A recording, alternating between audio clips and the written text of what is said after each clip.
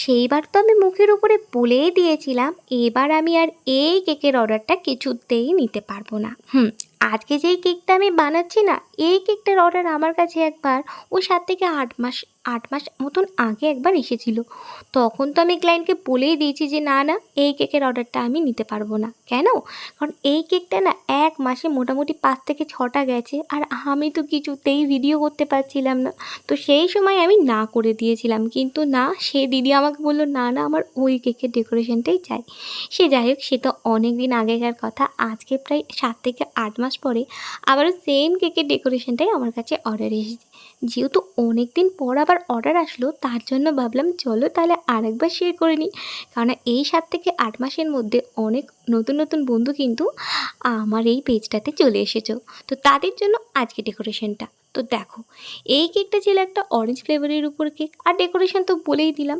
তো ডেকোরেশনটা শেষ পর্যন্ত দেখে জানিও কারা কারা তখন থেকে এখনও অবধি আমার ভিডিও দেখে যাচ্ছ। তো আমি তো দেখো এই কেকটাকে 3টে লেয়ারে ভাগ করলাম, আর প্রতিটি লেয়ারে যা যা দেওয়ার সেটা দিয়ে নিয়েছি। আর এরপরে ক্রামকোট করে বেশ খানিকক্ষণ কিন্তু সেট হতে দিয়ে দেবো। বেশ খানিকক্ষণ কি, মানে 1 দিন প্রায় সেট হতে দিয়েছিলাম। মানে ওই রাত্রিবেলা আমি এটাকে ক্রামকোট করেছিলাম, আর পরের দিন একদম সকাল সকাল উঠে গেছে ডেকোরেশন করতে। যা গরম পড়েছে, নন এসিতে কাজ করতে গিয়ে একেবারে তো হাঁপিয়ে যাচ্ছি, তাই একদমই সকাল সকাল সময়টা পারফেক্ট সময় একটা কেককে ডেকোরেশন করার জন্য। যাই হোক, তো দেখো কেকটার আমার আইসিং করা হয়ে গেলে আমি কিছুটা নিউট্রাল জেল নিয়েছি, আর জেলটা ভালো করে স্প্রেড করে দিচ্ছি। তো জেলটাকে আমি এইভাবেই স্প্রেড করছি, তোমরা যারা চাইছো তারা কিন্তু একেবারেও সরাসরি কেকের উপরে ঢেলেও স্প্রেড করে দিতে পারো। আমার এটা সুবিধা লাগে, আমি কিন্তু তার জন্য এটাই করি। যাই হোক, আমার মোটামুটি এখানে নিউট্রাল জেলটা ঢালা হয়ে গেছে, আর এরপরে একটা নাইফ প্যালেট দিয়ে সুন্দরভাবে স্প্রেড করে দিচ্ছি। আজ কিন্তু আমি গোটা কেকটাকে জেল দিয়ে কভার করব না, শুধুমাত্র উপরটাকেই কভার করব।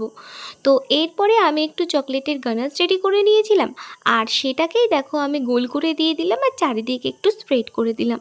আর এইভাবে হোয়াইটের মধ্যে ব্ল্যাকের ড্রিপটা যে কী ভালো লাগে কি বলবো।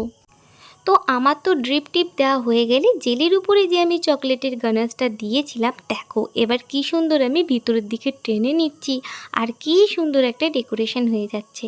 তো কার কার এই ডেকোরেশনটা খুব ভালো লাগে আমাকে জানিও তো। আমারও না প্রথম প্রথম ভীষণ ভালো লাগতো এই ধরনের ডেকোরেশনগুলো। যাই হোক, সময়ের সাথে সাথে পছন্দ অনেকটা বদলে গেছে। এবারে আমি নিচের দিকটা করে নিচ্ছি এটার বর্ডার, কারণ আমার আগের যে কেকটা ছিল সেটা তো সেমভাবে বর্ডারই ছিল, তাই বর্ডারটা আমি এখানে দিয়ে নিলাম।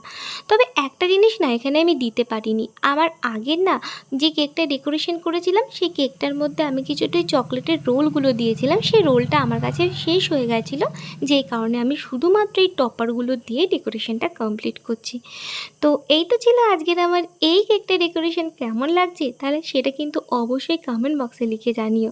তো ভিডিওটা কেমন লাগলো অবশ্যই জানিও। যদি ডেকোরেশনটা ভালো লেগে থাকে তাহলে অবশ্যই একটা লাইক, কমেন্ট অ্যান্ড শেয়ার করে দিও। দেখা হচ্ছে নেক্সট ভিডিওতে, ততক্ষণের জন্য টাটা, সবাই খুব ভালো থেকো।